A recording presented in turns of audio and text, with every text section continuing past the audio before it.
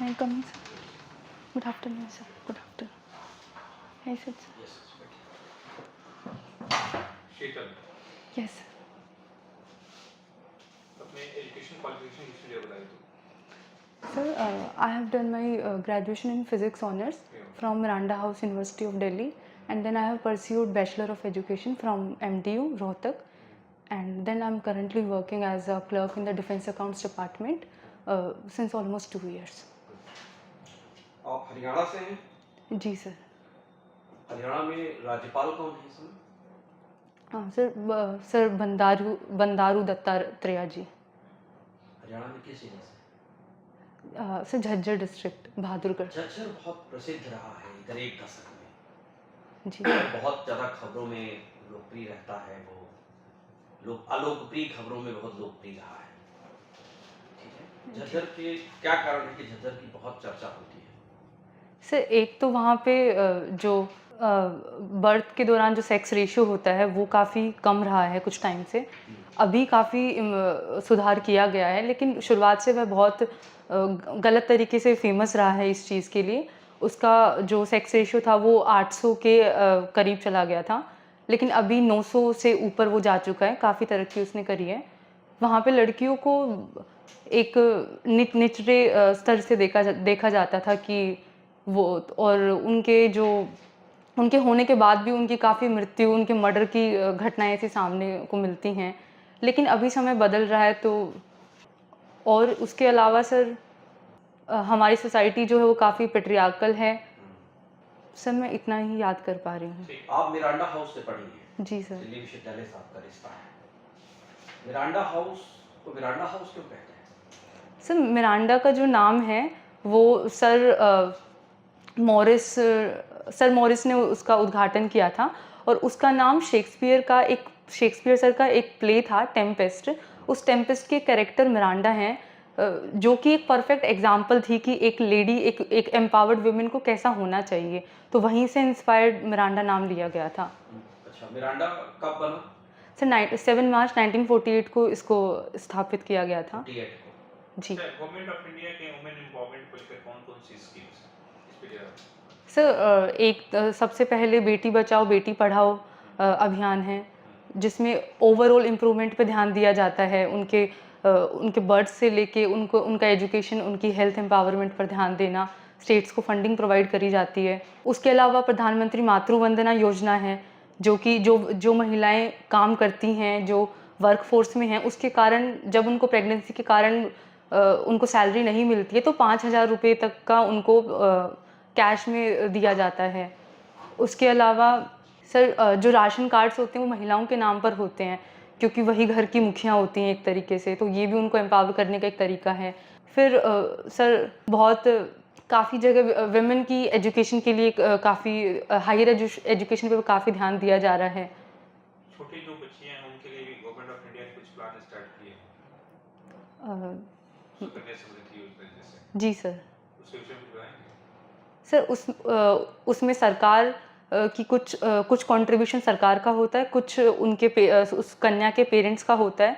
और जैसे ही जब उसका जन्म होता है उस कन्या का, तो तब से उसे एक खाता खोल दिया जाता है जिसमें दोनों तरफ से कंट्रीब्यूशन जाता है, और वो 18 साल के होने के बाद उनको वो दिया जाता है. उज्ज्वला योजना, प्रधानमंत्री उज्ज्वला योजना क्या है? सर उज्ज्वला योजना एलपीजी कनेक्शंस को बढ़ावा देने के लिए है, ताकि एक क्लीन फ्यूल और एफिशिएंट हम एनवायरनमेंट फ्रेंडली फ्यूल की तरफ जा सके, और विमेन के जो हेल्थ इश्यूज़ हैं उनको भी ठीक किया जा सके. पीएम मोदी ने इसका इनॉग्रेशन कहाँ से किया? सॉरी सर, मुझे याद नहीं. एक चीज़ ये बताइए, आप मिरांडा से पढ़ी हैं और दिल्ली विश्वविद्यालय का एक बहुत सोफिस्टिकेटेड कॉलेज बना है. जी सर. वहाँ बहुत ब्यूटीफुल और बहुत फ्रीडम है. जी सर. आपको लगता नहीं, आपको क्या लगता है कि महिला या पुरुष किसी को भी स्वच्छता व स्वतंत्रता और स्वच्छंदता दो शब्द हैं, इसका मीनिंग आ रहा है? सर स्वच्छंदता का नहीं पता है मुझे. मतलब स्वतंत्रता के आगे का स्टेप है, मतलब कि उसमें जो भी मन में आए करो स्वच्छंदता में. जी. और स्वतंत्रता, फ्रीडम, जी. इन दोनों में से आप क्या मानते हैं कि महिलाओं को मिलना चाहिए? क्या दोनों मिलना चाहिए, कि केवल स्वतंत्रता मिलनी चाहिए, कि स्वच्छंदता भी मिलनी चाहिए, कि केवल स्वच्छंदता होनी चाहिए? सर स्वतंत्रता का मतलब है कि वो अपने फैसले अपने हिसाब नहीं, से। मैं समझ रहा हूँ। जी। आप किस पे आप डिफाइन मतलब आपको कौन-सा लगता है कि ये ज़्यादा होना चाहिए? सर मुझे लगता है कि स्वतंत्रता पहला कदम है स्वच्छंदता की तरफ। तो जब तक स्वच्छंदता नहीं होगा। स्वतंत्रता मतलब फ्रीडम ही कह लीजिए, जिसे इंग्लिश में फ्रीडम कह लीजिए। जी। स्वच्छंदता का मतलब ये है कि कोई रूल रेगुलेशन नहीं होगा। अपने हिसाब से ज़िंदगी जीने को है। वो ओके, स्वच्छंदता है। ओके। अब आप तो नहीं सर, वो एब्सोल्यूट फ्रीडम की तरफ जा रहा है। उससे हम हमारे यहाँ पे हम इंडिया में लिबर्टी देना चाहते हैं सभी को, चाहे वो मेन हो, चाहे वुमेन हो। नहीं, अभी तो केवल वुमेन की बात करें। तो सर लिबर्टी का, फ्रीडम का मतलब ये नहीं है कि उनको कुछ भी करने की आज़ादी हो, क्योंकि किसी एक की आज़ादी दूसरे के ऊपर रिस्ट्रिक्शन हो सकती है, दूसरे के अधिकारों का उल्लंघन कर सकती है। तो सबको स्वतंत्रता मिलनी चाहिए कि वो अपने हिसाब से ज़िंदगी जी सके, लेकिन इसका मतलब ये बिल्कुल नहीं है कि वो एब्सोल्यूट हो। तो कुछ रिस्ट्रिक्शंस जैसे मेल पे होती हैं, ऐसे वुमेन पे भी होनी चाहिए। अच्छा, एपीएफसी में आप क्यों जाना चाहती हैं? आप तो ऑलरेडी डिफेंस में जॉब कर रही हैं। वहाँ क्यों जाना चाहती हैं? सर अभी मैं एक क्लर्क के पोस्ट पे हूँ और मुझे ऐसा लगता है कि जो क्लरिकल रिस्पॉन्सिबिलिटीज़ हैं, मुझे उन पे इतना सेटिस्फेक्शन नहीं मिल रहा है। मुझे ऐसा लगता है कि मेरे अंदर वो पोटेंशियल है कि मैं थोड़ा ज़्यादा कंट्रीब्यूट करना चाहती हूँ, जैसे एक एक लीडरशिप का रोल होता है। और रही बात सर ईपीएफओ ऑर्गेनाइजेशन की, क्योंकि वो एक सोशल सिक्योरिटी ऑर्गेनाइजेशन है और मेरा बचपन से ही एक इंक्लिनेशन रहा है सोसाइटी को सर्व करने की तरफ, तो उसमें दोनों ही मैंडेट मुझे पूरे होते हुए दिखते हैं। आपकी हॉबी क्या है? सर मेडिटेशन और स्ट्रे डॉग्स का ध्यान रखना। अच्छा, मेडिटेशन में भारत में एक शब्द आता है हिंदी में योग जी। और एक शब्द और आने लगा है योगा। जी। सुना होगा आपने? यस। दोनों डिफरेंस बता सकती हैं? सर योग का मतलब होता है मिलन। तो योग का सही मायने में जो वेदांत, पिछले वेदांत से जो उसका मतलब है भगवान परमात्मा से मिलन होना। और योगा के अंदर फिजिकल एक्सरसाइज टेक्निक्स होती हैं जिसमें बॉडी और माइंड का मिलन होता है। तो तो योगा क्यों कहते हैं उसे? सर जहाँ sir I am not sure, क्या मैं गेस कर सकती हूँ? बिल्कुल। सर योगा योगा शायद उसको ज़्यादा पॉपुलराइज करने के लिए, और क्योंकि योगा भी बेसिकली मिलन ही है, माइंड और बॉडी का यूनियन है वो। तो ये बात हम योग में कह सकते हैं। जी सर, सर वो योग ही है, उसको सिर्फ पॉपुलराइज करने के लिए हम योगा इंग्लिश वर्ड यूज़ कर रहे हैं। मुझे ऐसा लगता है कि उनका बेसिक मीनिंग सेम है। विपासना। हाँ। सर विपासना में कुछ मेडिटेटिव टेक्निक्स होती हैं जिनके थ्रू। इसका जो मेन ओरिजिन है वो किस रिलीजन से माना जाता है? Sir I am not sure but it should be Vedanta only, वेदांतिक religion. अच्छा, भारत में योग का सबसे बड़ा योग जी। जहाँ से मतलब इंक्रीज हुआ, जी। निकला, तो वो कौन है ऐसे बड़े संत जिससे उनका योग से जोड़ा सर था? पतंजलि की योग सूत्र। पतंजलि ने और क्या लिखा है? कुछ लिखा है? बड़ी फेमस किताब है पतंजलि की। सर योग सूत्र के अलावा मुझे कोई याद नहीं है। अच्छा। अच्छा, असम में जो उस समय के लिए अ, जो उग्रवादी समस्या, मिलिटेंट प्रॉब्लम हो गई थी वहाँ पे, जी सर। तो उसके रिगार्डिंग कुछ लोगों ने उसके रिगार्डिंग कुछ पता है आपको? कुछ क्या-क्या हो गया, क्या प्रॉब्लम थी वहाँ? सर आप मतलब इनर लाइन परमिट की बात कर रहे हैं या फिर जो नॉर्थ ईस्ट 90s में जो वायलेंस? उल्फा जो रिवॉल्यूशनरी जो वहाँ पे एक्टिव हो गए थे, उसकी मैं बात कर रहा हूँ। सर मैं सिर्फ असम के लिए क्लियर नहीं हूँ, लेकिन नॉर्थ ईस्ट में इन जनरल इंसर्जेंसी मूवमेंट्स रहती हैं काफ़ी एक्टिव, हाँ। क्योंकि वो उनको लगता है कि इंडिया ने उनको पिछड़ा हुआ छोड़ दिया है, या और उनको इंक्लूसिव हमने अपने डेवलपमेंट के अंदर नहीं इंक्लूड करा है। अच्छा, मणिपुर अभी हाल ही में चर्चा में रहा है। जी क्यों सर। चर्चा में रहा है? सर क्योंकि वहाँ पे काफ़ी वहाँ पे मीटी और कुकीज़ जो कम्युनिटी थी उनके बीच में क्लैशेस हुए काफ़ी। क्यों क्लैशेस हुए? सर क्योंकि जो जो मीटी है वो प्लेन, जैसे मणिपुर की जो ज्योग्राफी है that is a plain area surrounded by the hills, और नागाज और कुकीज़ हिल्स पे रहते हैं, और जो मीटीज़ हैं वो प्लेन में जो रूलिंग क्लास का पार्ट हैं। तो इनके बीच में आपस में इंटर एथनिक कॉन्फ्लिक्ट्स हैं कि एक कम्युनिटी को ज़्यादा पावर मिल रही है, दूसरी को नहीं मिल रही है, और एक कम्युनिटी दूसरे में एनक्रोच कर रही है। तो इन्हीं सब से जुड़े हुए वायलेंस थे वो। एक मामला सबसे ज्यादा तो एक सुप्रीम कोर्ट का, एक हाई कोर्ट का एक डिसीजन था जी सर। जिसके कारण से बहुत ज्यादा हंगामा हुआ। उस हाई कोर्ट के डिसीजन में क्या था जिसमें फिर लोग बाद में सुप्रीम कोर्ट ने फिलहाल उसको डिमोलिश कर दिया? सर मुझे याद नहीं आ रहा है अभी, सॉरी। अच्छा, रोलिंग टेक्स खिलाफत मूवमेंट में मूल तंत्र क्या है? दोनों आए थे, क्या प्रॉब्लम क्या है ये? सर आप क्या रिपीट कर सकते हैं? खिलाफत रॉलेट एंड एक्ट रॉलेट और एक्ट, ओके खिलाफत मूवमेंट दोनों के बारे में बताइए। ओके। सर रॉलेट एक्ट 1919 में आया था। हम्म, उसका बेसिक पर्पस था जो प्रेस वगैरह थी उन पे रिस्ट्रिक्शंस लेके आना, जो देश में सेडिशन वाली एक्टिविटीज़ हो रही थी उनको कंट्रोल करना। हाँ तो उसको ब्लैक एक्ट भी कहा गया था। हाँ तो उसके लिए उस टाइम पर उसमें ऐसा था कि ना कोई वकील है ना कहीं दलील हो सकती है। तो सभी ने हमारे जो भी लीडर्स थे सब ने रिज़ाइन भी कर दिया था। उसके बाद ऑल इंडिया सत्याग्रह लॉन्च किया जाना था 6 अप्रैल 1919 को ही। लेकिन उसके बाद वहाँ पे जलियांवाला बाग मस्करी हो जाता है और फिर वो उसके बाद कोऑपरेशन मूवमेंट लॉन्च की जाती है 1920 में। और जो सर खिलाफत इशू था वो अलग से एक रिलीजियस इशू था क्या है? मुस्लिम्स का। सर उसमें टर्की क्योंकि ब्रिटिश के खिलाफ था फर्स्ट वर्ल्ड वॉर में। तो और फिर फर्स्ट वर्ल्ड वॉर में क्योंकि ब्रिटिश वाली पार्टी जो एलीट थी पावर्स थी वो जीत गई थी। तो टर्की में जो कैलिफेट था जो खलीफा था उसको उससे उसकी पावर्स छीनी जा रही थी और वो सुल्तान माना जाता था सभी मुस्लिम्स में। तो सर उसी कारण से वो ट्रीटी ऑफ सेवर्स क्या है? सर ट्रीटी ऑफ सेवर्स सर मुझे सिर्फ इतना याद है उसने डिसमेंबर कर दिया था टर्की को। सुल्तान नहीं कहा जाता था उसे, पूरी ओके दुनिया का आध्यात्मिक गुरु कहा जाता था मुसलमानों को। Okay sir. तो सर उसी कारण मुस्लिम काफ़ी भड़के हुए थे, एंटी ब्रिटिश सेंटिमेंट्स थे। तो फिर गांधी जी ने और कांग्रेस ने एक हिंदू मुस्लिम यूनिटी को का सही मौका देखते हुए उन दोनों इश्यूज को खिलाफत और स्वराज और रोलेट सत्याग्रह वाले इशू को कंबाइन करके एक नॉन कॉपरेशन मूवमेंट लॉन्च करी गई थी यूनाइटेड तरीके से। अच्छा ये बताइए, जो खिलाफत का मामला था तुर्की में, जी सर। उसको पूर्णतः खलीफा का पद ही खत्म कर दिया गया जी तुर्की में। कब किया गया, किसने किया? सर शायद 1923 में किया गया था और टर्की को एक एक सेकुलर स्टेट बना दिया गया था। कौन था शासक? मुस्तफ़ा मुस्तफा कमल मुस्तफ़ा सर। मुस्तफा कमाल पाशा। जी उनको एक उपाधि दी गई है, बहुत फेमस एक टाइटल उनको दिया गया था, आप बता सकती हैं? नो उनको सर। अतातुर्क कहा गया है। अतातुर्क। अतातुर्क मतलब होता है राष्ट्रपिता। Okay sir. Operation blue star, operation polo, ये क्या डिफरेंस है? सर ऑपरेशन ब्लू स्टार, और ऑपरेशन पोलो दोनों में क्या डिफरेंस? ऑपरेशन पोलो और ऑपरेशन ब्लू स्टार, दोनों में क्या डिफरेंस? दोनों में क्या डिफरेंस है? एक दोनों गवर्नमेंट ऑफ इंडिया द्वारा ही चलाए गए थे। Sir sorry sir, I am not able to अच्छा, रिकॉल। आज़ादी के समय के आपने मॉडर्न इंडिया पढ़ा ही है।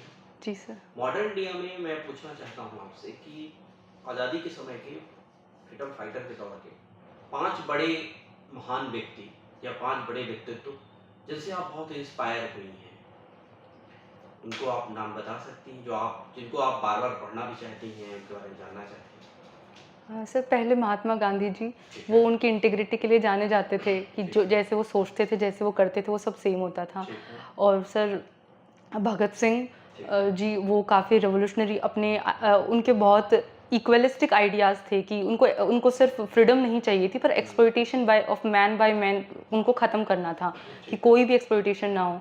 उसके अलावा सर वीर सावरकर जी वो भी एक रेवोल्यूशनरी ही थे। उसके अलावा जवाहरलाल नेहरू जी वो काफ़ी आइडियलिस्ट थे। उनको गांधी जी ने उनको अपना सक्सेसर नॉमिनेट किया। और sir doctor B R Ambedkar भी, क्योंकि उन्होंने बहुत बड़ा स्ट्रगल लीड करा है शेड्यूल कास्ट को उनका। नहीं, मैंने आज़ादी के आंदोलन में अम्बेडकर साहब का क्या योगदान? सर हम बिल्कुल ये नहीं कह सकते कि योगदान नहीं था क्योंकि नहीं, मैं ये नहीं कह रहा हूँ, जी मैं पूछ रहा हूँ कि योगदान क्या है? Okay sorry sir okay sir क्योंकि जो आज़ादी का स्ट्रगल था उसमें पूरे सभी सेक्शंस को यूनाइट करना बहुत ज़रूरी था। तो अगर एक नहीं, मैं सेक्शन ये पूछ रहा हूँ, B R G Ambedkar ji का आज़ादी के फ्रीडम फाइटिंग में क्या योगदान है? सर वो बाद में तो वो कॉन्स्टिट्यूशन वो अच्छा मैं बात की सॉरी बात कर रहा हूँ, ठीक मैं आज़ादी के आंदोलन की बात। 1915 में गांधी भारत आते हैं, जी 15 से लेकर 47 तक जी देश में 3 बड़े मूवमेंट हुए। क्या देश में और छोटे-मोटे भी आंदोलन हुए। जी हाँ लोग जेल गए, लाठियां खाए, हाँ डंडे सर खाए, कुछ लोग फांसी चढ़ गए। बी आर अम्बेडकर साहब ने इनमें से किस आंदोलन में साथ दिया? किस में जेल गए? किस में उन्होंने डंडे खाए और जेल की यातनाएं सही? सर अम्बेडकर जी ने एक तो महज सत्याग्रह को लीड किया। वो जातीय आंदोलन था, मैं ओके राष्ट्रीय आंदोलन की बात कर रहा हूँ। ओके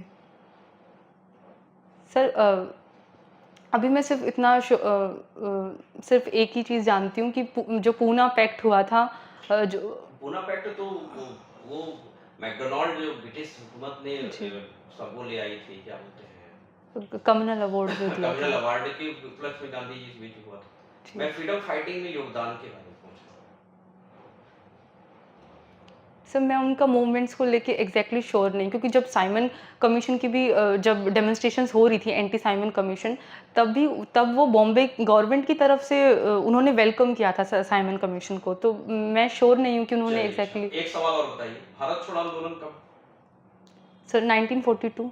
उसका बी आर अम्बेडकर समर्थन करते हैं कि विरोध करते हैं? सर मुझे नहीं पता अच्छा, सर। इंडियन कॉन्स्टिट्यूशन में इमरजेंसी प्रोविजंस कौन सी होता है?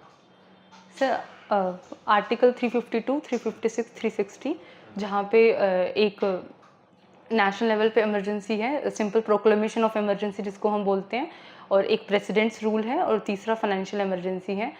फाइनेंशियल इमरजेंसी जब भी हमारा credit of India, stability financial field में थ्रेटन्ड होती है, जैसे मनी लॉन्ड्रिंग या कोई एग्रेशन हो रहा है उस केस में, और जैसे काउंटरफीट करेंसी है सर। और प्रेसिडेंट्स रूल जब किसी स्टेट में ब्रेकडाउन हो जाता है गवर्नमेंट का, बहुत ज़्यादा कोई माल एडमिनिस्ट्रेशन हो, मतलब कॉन्स्टिट्यूशनल ब्रेकडाउन हो रहा है सर, तो उस केस में प्रेसिडेंट्स रूल लगाया जाता है on the report of governor और इवन अदरवाइज। एक अंतिम सवाल बता दीजिए, जी सर। भारत में अभी तक मुद्रा अवमूल्यन कितनी बार हुआ है? Demonetisation sir. सर एक ही बार हुआ है सर, जहाँ तक कब? 2016। अच्छा, इंडिया की जो नेबरिंग कंट्रीज है वो मुद्रा अवमूल्यन नहीं, अच्छा, इंडिया की जो नेबरिंग कंट्रीज है उसके साथ साथ जो इंडिया के रिलेशंस हैं जी सर। उस पे कुछ ट्रीटीज है, कुछ वर्क है, कुछ ऐसा कुछ करेगा सर नेबरिंग कंट्रीज के साथ? सर रीजनल कोऑपरेशन के लिए हमारे पास एक सार्क है, साउथ एशियन कॉर्पोरेशन। हाँ, और सर एक बिम्स्टेक ऑर्गेनाइजेशन है, bay of Bengal initiative for multi sectoral and technical cooperation. So उसके अलावा हम आसियान के साथ भी हम डील काफ़ी हम समिट्स करते रहते हैं साउथ ईस्ट एशिया में अपने रिलेशंस अच्छे करने के लिए। और सर एक इंडियन ओशन रिम एसोसिएशन का आयोरा जो है, वो भी जो जो रिम स्टेट्स हैं जो मतलब ओशन के अराउंड, हम उनसे काफ़ी कोऑपरेट करते हैं ताकि एक free and open Indian ocean हो सके। अच्छा, इंडिया इजराइल के भी जो बायलैटरल टॉक्स हैं उसमें कौन-कौन से इंपॉर्टेंट सेक्टर हैं जिस पे वर्क हो रहा है? Sir defence sector, space sector, water conservation technologies also, like desalination plants and all. So Iron, do you know Iron Dome? What is Iron Dome? Iron Dome technology कुछ सुना? Iron Dome क्या है? no sir. एक चीज और बताइए, पड़ोसी देश बांग्लादेश में एक आंदोलन होता है, आंदोलन में एक चुनी हुई सरकार की मुख्यमंत्री प्रधान मिनिस्टर को सत्ता छोड़नी पड़ जाती है जी सर। और एक एडवाइजरी सरकार चल रही है वहाँ। जी सर। और अभी तो ये भी आया, पता चला कि उनकी प्राइम मिनिस्टर ने इस्तीफा ही नहीं दिया है, तो क्या आपको लगता है ऐसे जन आंदोलन के द्वारा एक चुनी हुई सरकार को हटाना उचित था? सर मुझे ऐसा नहीं लगता है। क्यों? सर क्योंकि उन्होंने वो लॉ के हिसाब से ही वोट करके उन्हें बिठाया था वहाँ पे, तो वो एक तरीके से ही उनको हटाना चाहिए। ऐसे अगर क्या तरीका होना चाहिए?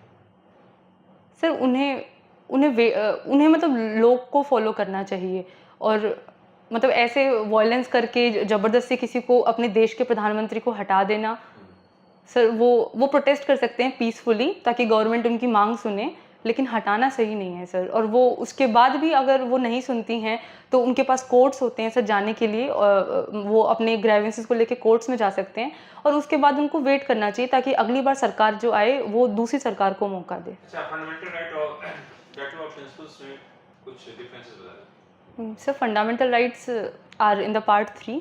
They are guaranteed by the constitution, they are protected by the Supreme Court itself. We can directly go to the Supreme Court if they are violated, and they are from Article 12 to Article 35, but so they are directly enforceable. and they promote mostly the idea of political democracy because example political equality कि सबको equal अधिकार है, right to speech है, सबके को education का अधिकार है. लेकिन सर जो DPSP हैं they are directive principles of state policy, they are not enforceable. Basically they contain the idea of social and economic democracy and they are directions to the state which should be followed while they are framing any laws or any policies. तो अब sir उसमें जैसे उनको workers की condition के लिए reforms करने हैं, उनको सबकी पब्लिक की हेल्थ को इम्प्रूव करना है, ये सब चीज़ें स्टेट की इकोनॉमिक कैपेसिटी पर डिपेंड करती हैं. ठीक है. All the best. Thank you sir.